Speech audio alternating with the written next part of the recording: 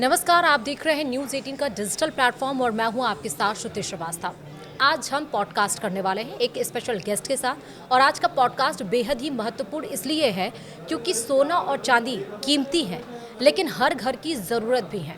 सब यही चाहते हैं, चाहे शादी हो, कोई अगर घर में त्यौहार भी होता है, रस्मों में काफ़ी ज़्यादा उसका प्रयोग भी किया जाता है, लेन देन में उसका काफ़ी ज़्यादा प्रयोग होता है। लेकिन जिस तरह से सोने और चांदी की कीमतों में उछाल आई है वो सबके माथे पर सिकन लादी है। सबका यही सोचना है कि आखिरकार ये कम होगा तो कब कम होगा, इसकी रफ्तार इतनी ज़्यादा क्यों बढ़ रही है, ये तमाम सवाल हैं। अब क्योंकि 2025 बीतने वाला है और 2026 आने वाला है, तो क्या अब सोने और चांदी की कीमतों में गिरावट देखी जाएगी या और ज़्यादा उछाल मांगेगी? क्योंकि पिछले साल के कंपैरिजन में अगर हम देखें तो इस बार सोने और चांदी के कीमत में 3 गुना इजाफा हुआ है। आखिर ऐसा क्यों हुआ है और 2026 आने वाला जो दिन है वो सोने और चांदी के लिए कैसा रहने वाला है, हम सब कुछ जानेंगे इस पॉडकास्ट में विस्तार से। हमारे साथ स्पेशल गेस्ट हैं अनुज गुप्ता जी, जो कि मार्केट एक्सपर्ट है हमारे साथ और वो सब कुछ सवालों का जवाब देंगे। तो बहुत बहुत स्वागत है अनुज जी आपका इस पॉडकास्ट में।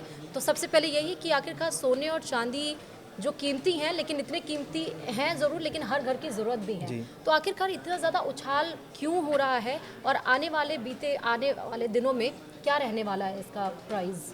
देखिए, बिल्कुल आपने ठीक कहा कि काफ़ी बड़ा उछाल हमने गोल्ड सिल्वर में आते हुए देखा है। सिल्वर करीबन अगर आप देखेंगे तो इस साल 135% बढ़ी है और सिल्वर का भाव भी करीबन 70% से ज़्यादा बढ़ चुका है, या यूँ कहें कि ऑलमोस्ट डबल हो गया है। तो कहीं ना कहीं जियोपॉलिटिकल टेंशन की वजह से, इन्वेस्टमेंट डिमांड की वजह से और लोगों का इंटरेस्ट गोल्ड सिल्वर में पहले के मुकाबले बढ़ा है, चाहे वो ETF की वजह से हो, चाहे वो जियोपॉलिटिकल टेंशन की वजह से हो या सेफ हेवन डिमांड की वजह से हो। तो सभी कारणों की वजह से हमने देखा है कि जो लोग पहले इक्विटी मार्केट में इन्वेस्टमेंट कर रहे थे या कहीं और इन्वेस्टमेंट कर रहे थे, उन्होंने अपने पोर्टफोलियो को डाइवर्सिफाई किया गोल्ड की तरफ में, सिल्वर की तरफ में। तो हमने देखा कि सिल्वर और गोल्ड में अच्छा मोमेंटम आता हुआ दिखाई दिया। इन पर हमने देखा कि कुछ जो लोग पहले रियल इस्टेट को प्रेफर कर रहे थे, अब उन्होंने देखा कि कहीं ना कहीं जो प्रॉपर्टी है के मुकाबले गोल्ड सिल्वर काफ़ी अच्छे रिटर्न दे रहे हैं। प्लस हमने ये भी देखा कि जो जियोपॉलिटिकल टेंशन हुई उसकी वजह से लोग जो अगर हम रशिया यूक्रेन की बात करें या जहाँ जहाँ वॉर सिचुएशन हुई है, वहाँ पे लोगों ने अपनी प्रॉपर्टी बेचकर गोल्ड सिल्वर में पैसा डाला, जिससे कि वो इजीली उसको कम्यूट कर सकें। तो इसकी वजह से हमने देखा कि गोल्ड सिल्वर की जो डिमांड है वो यहाँ पर बहुत बड़ी है, चाहे वो इन्वेस्टमेंट डिमांड हो या कहीं ना कहीं सेफ हेवन डिमांड हो। उसकी वजह से दोनों में ही हमने अच्छा मोमेंटम देखा है। मतलब इसका मतलब ये है कि मार्केट के बेसिस पे कहें तो हाई डिमांड की वजह से इसके प्राइस हाइक हुई है। आने वाला जो दिन है, क्योंकि 2025 बीत रहा है, हम बढ़े हुए जो दाम है उसके हिसाब से हमने खरीदारी की है, थोड़ी ही की हो लेकिन की है। अब क्योंकि खरवास लग चुका है, लेकिन जनवरी में खरवास के बाद फिर से सहालत शुरू होगा और सब यही सोच रहे होंगे कि क्या खरवास में थोड़ा सा प्राइस कम होगा या नहीं। देखिए, हो सकता है कि थोड़ा बहुत कम आपको देखने को मिले, क्योंकि खरमास में शुभ काम नहीं करते हैं एज पर एस्ट्रोलॉजी। तो वो मुझे लगता है कि शायद, और दूसरी बड़ी बात क्या है कि अभी भारत में शादियां बंद हो चुकी हैं, तो शादियों की जो डिमांड है वो भी यहाँ पर कम है। और दूसरा, जनरली हम देखते हैं कि जो अब नए फेस्टिवल आ रहे हैं, क्रिसमस और न्यू ईयर, यहाँ पर जनरली गोल्ड सिल्वर की खरीदारी नहीं होती है। तो मुझे लगता है कि थोड़ा बहुत मार्केट यहाँ पे करेक्ट हो सकता है या प्राइस स्टेबल हो सकते हैं। मगर मैं ये कहता हूँ कि गोल्ड सिल्वर को आप एक प्रोसेस बना के चलिए, आप एक साथ सारा पैसा मत डालिए। आप हर एक गिरावट में हर महीने आप एक क्वांटिटी फिक्स कर लेंगे, आपको इतना ग्राम गोल्ड बाय करना है या इतना ग्राम को सिल्वर बाय करना है, क्योंकि ये एक ऐसा कमोडिटी है जो ग्लोबली एक्सेप्टेबल है, एक ग्लोबल करेंसी के तौर पर देखा गया है। और ग्लोबल करेंसी का मतलब ये है कि अगर कहीं पर भी आपको अगर गोल्ड की रिक्वायरमेंट है, पूरे विश्व में कहीं पर भी जाकर उसको यूज़ कर सकते हैं। तो एक आप इसको इन्वेस्टमेंट और एक प्रोसेस बना के चलिए जहाँ पर हर गिरावट में आप खरीदारी करके चलें। अगर आप पिछले महज एक महीने की बात करेंगे तो एक महीने के अंदर ही करीबन हमने 20% का उछाल गोल्ड सिल्वर में आते हुए देखा है, क्योंकि दिवाली के बाद प्राइस करेक्ट हुए थे, मगर जैसे ही प्राइस करेक्ट हुए तुरंत लोगों ने खरीदारी करना चालू कर दिया। तो हम अगर गोल्ड सिल्वर की बात करें तो एक ऐसा प्रोडक्ट है जिसको अगर आप हर डिप पे खरीदारी करते हैं या हर महीने आप SIP बना के चलते हैं एक लॉन्ग टर्म इन्वेस्टमेंट के लिए, तो वहाँ पर आपको एक लंबी अवधि में अच्छे खासे रिटर्न देखने को मिलते हैं। अगर आप एक हिस्टोरिकली भी देखेंगे तो करीबन 11 से 12% के आसपास कंपाउंड के हिसाब से गोल्ड ने रिटर्न्स दिए हैं। ठीक है, तो आने वाला जो दिन है वो गोल्ड और सिल्वर के लिए क्या रहने वाला है? देखिए, हमें लगता है कि आने वाले टाइम में गोल्ड सिल्वर में आपको ट्रेंड पॉजिटिव देखने को मिलेगा, क्योंकि जिस तरीके से जियोपॉलिटिकल कंसर्न्स हैं या जो फैक्टर अभी भी चल रहे हैं वो काफ़ी हद तक अभी भी गोल्ड की सिल्वर के लिए पॉजिटिव हैं।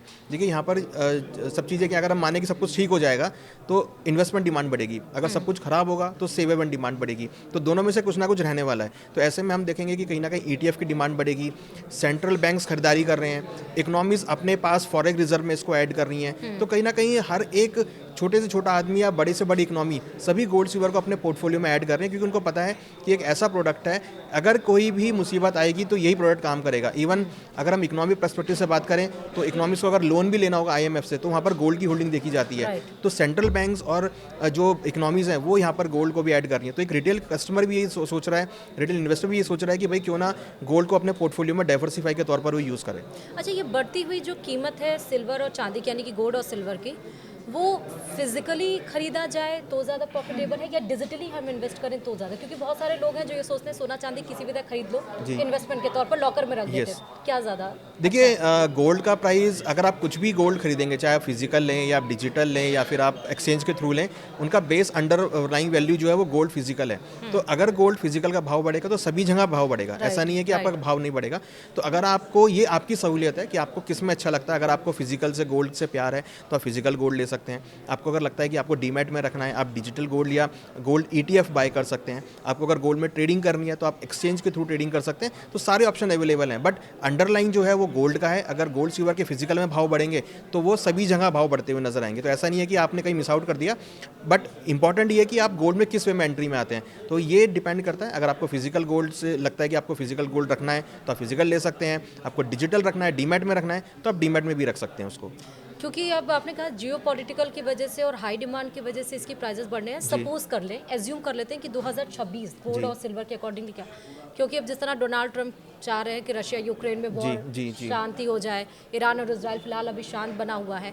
सपोज जो इंटरनेशनल वॉर्स हैं वो शांत हो जाएं और हाई उतनी डिमांड ना रहे, उसके कंपेरिजन में 2026 कैसा रहेगा गोल्ड एंड सिल्वर के लिए? देखिए, अगर हम मानते हैं कि सब कुछ ठीक हो जाएगा, मान लीजिए वॉर भी खत्म हो गई, ट्रंप साहब ने टैरिफ भी खत्म कर दिया, सब कुछ हो गया, तो देखिए जब सब कुछ खत्म होगा तो इकोनॉमी ग्रो करना स्टार्ट करेंगी। इकोनॉमी ग्रो करेंगी तो लोगों की जेब में पैसा आएगा। जब वो लोगों की जेब में पैसा आएगा तो वो पैसा कहाँ खर्च करेंगे? वो लग्जरी आइटम में खर्च करेंगे, और लग्जरी आइटम में सबसे पहले नाम आता है गोल्ड सिल्वर का।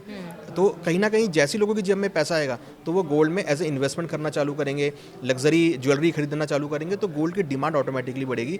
और ये एक ऐसा प्रोडक्ट है जिसकी सप्लाई बहुत कम है। अगर आप सिल्वर की सप्लाई देखेंगे पिछले 10 सालों में करीबन 10 से 12% सप्लाई घटी है और डिमांड उसकी करीबन 20% इंक्रीज हुई है। क्योंकि अभी हमने ये भी देखा कि यूएस ने सिल्वर को और बाकी मेटल्स को क्रिटिकल मेटल्स की लिस्ट में शामिल किया है। इसका मतलब कि उसकी सप्लाई बहुत शॉर्टेज है। तो ऐसी कमोडिटी जिसका सप्लाई बहुत शॉर्टेज है बट उसकी डिमांड हर जगह है, तो डेफिनेटली उसके प्राइस हमें लगता है 2026 में भी बढ़ने की पूरी उम्मीद है।